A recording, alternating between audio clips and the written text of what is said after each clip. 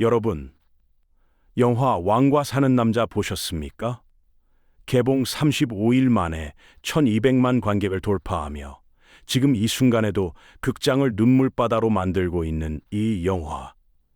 유해진, 박지훈, 유지태, 그리고 전미도 배우의 연기에 많은 분들이 극장에서 오열하셨죠.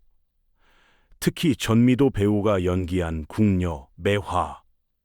단종이 걸음마를 시작할 때부터 그를 가족처럼 모셔온 매화는 영화에서 단종의 마지막 순간까지 곁을 지키며 관객들의 가슴을 후벼 팠습니다.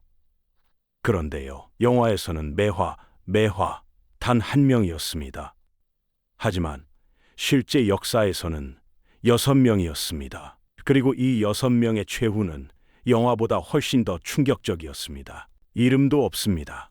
묘도 없습니다. 기록조차 제대로 남기지 않았습니다. 하지만 1457년 10월 24일 17살 어린 왕이 사약을 받고 쓰러진 바로 그날, 이 6명의 여인은 영월 금장강의 깎아지른 절벽 위에 올라섰습니다. 그리고 한 명도 빠짐없이 차가운 강물 속으로 몸을 던졌습니다. 오늘 저는 이 6 궁녀의 이야기를 여러분께 들려드리겠습니다.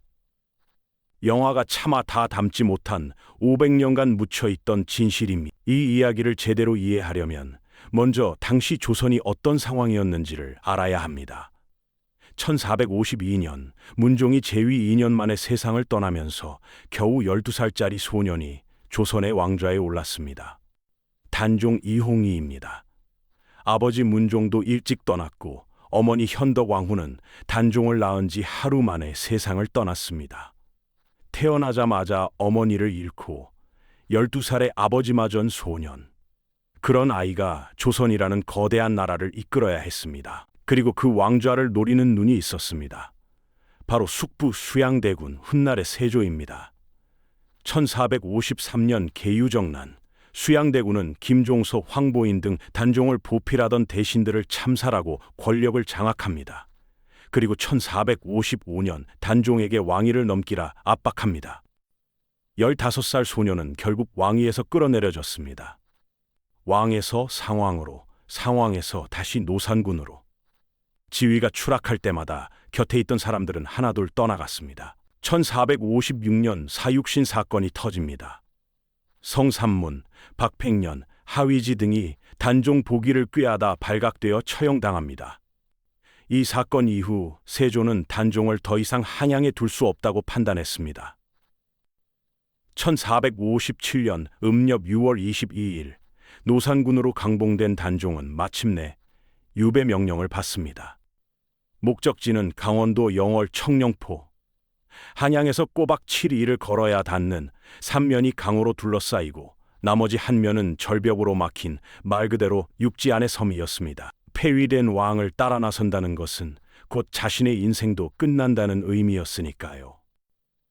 그런데 단종이 청령포에 도착한 지 닷새가 지나자 놀라운 일이 벌어집니다.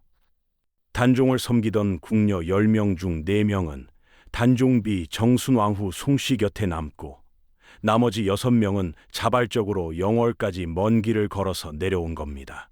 당시 영의정 정인지는 세조에게 이렇게 아뢰었습니다. 궁녀들이 따라가 노산군을 시종하는 것은 마땅치 않습니다. 누차 고했습니다. 하지만 놀랍게도 세조는 이를 듣지 않았습니다. 이 부분은 역사학자들 사이에서도 여러 해석이 존재하는데요. 일각에서는 세조도 어린 조카에 대한 최소한의 인간적 미안함이 있었던 것이 아니냐는 해석을 내놓기도 합니다. 어찌됐든 6 궁녀는 영월 청령포에 도착합니다. 청령포의 단종 어소, 즉 단종이 기거하던 집 옆에는 행랑채가 있었습니다. 기록에 따르면 한 방에 2명씩 3개의 방에 나눠 생활했다고 합니다. 궁궐의 화려한 처소가 아닌 유배지의 초라한 행랑채에서 6 궁녀는 단종의 음식과 기거를 돌보며 살았습니다. 이들의 신분을 살펴보면 흥미롭습니다. 기록에는 궁비, 관비, 무녀라고 되어 있습니다. 쉽게 말하면 이들은 조정의 높은 신하가 아니었습니다. 사대부가 아니었습니다. 학문을 배운 양반가의 여인도 아니었습니다. 궁궐에서 가장 낮은 자리에서 묵묵히 일하던 여인들이었습니다. 그래서 더 놀라운 겁니다. 군신 간의 대의를 논하거나 충절의 이치를 따질 겨를도 없었을 이들이 생사의 갈림길에서 자발적으로 죽음의 길을 택한 것이니까요. 2달간의 청령포 생활. 그해 여름 큰 홍수가 나면서 단종의 거처는 영월 읍내의 관풍헌으로 옮겨집니다. 6 궁녀도 함께 옮겨갔습니다. 창년열암기라는 기록은 이날의 상황을 이렇게 전합니다. 단종께서 승하하시자 모두들 영월 금장강에 나아가 목숨을 버렸는데 강물에 뜬 시체가 온 강을 가릴 지경이었다. 바로 그날 비와 천둥이 크게 몰아쳤고 사납게 이는 바람에 나무가 뿌리째 뽑혔으며 하늘을 뒤덮은 시커먼 안개가 밤새도록 개지 않았. 6 궁녀만이 아니었습니다. 시종 1명도 함께 몸을 던졌습니다. 모두 7명이 같은 날 같은 절벽에서 차가운 강물로 떨어졌습니다. 그 모습이 마치 꽃잎이 떨어지는 것 같았다 하여 고을 사람들은 그곳을 낙화암, 떨어지는 꽃의 바위라고 불렀습니다. 우리나라의 낙화암이라 불리는 곳은 2 군데입니다. 하나는 백제가 멸망할 때 궁녀들이 몸을 던진 부여의 백마강, 그리고 나머지 하나가 바로 이곳 영월의 낙화암입니다. 가장 가슴 아픈 부분은 이것입니다. 이 6 궁녀의 이름을 우리는 모릅니다. 조선 왕조실록에도 그 어떤 공식 기록에도 이들의 이름은 등장하지 않습니다. 궁비, 관비,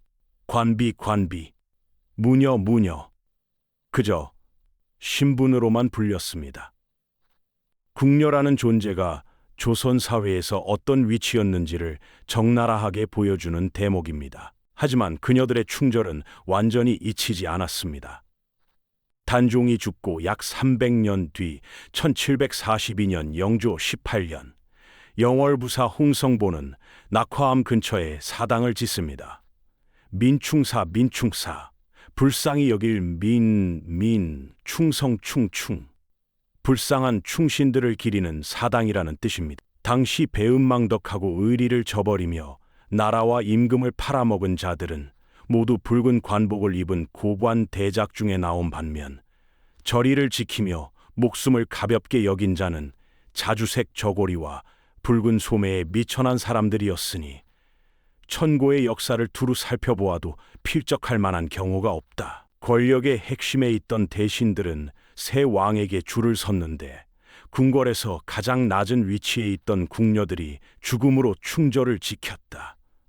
이것이야말로 역사의 가장 뼈아픈 아이러니가 아닐 수 없습니다. 장항준 감독은 인터뷰에서 이렇게 말한 바 있습니다. 궁녀 6명을 모두 출연시키려면 영화 2시간으로는 부족했다. 그래서 6 궁녀의 충절을 매화라는 한 인물에 응축시킨 것이죠. 지금 영월에 가시면 이 흔적들을 직접 만나볼 수 있습니다.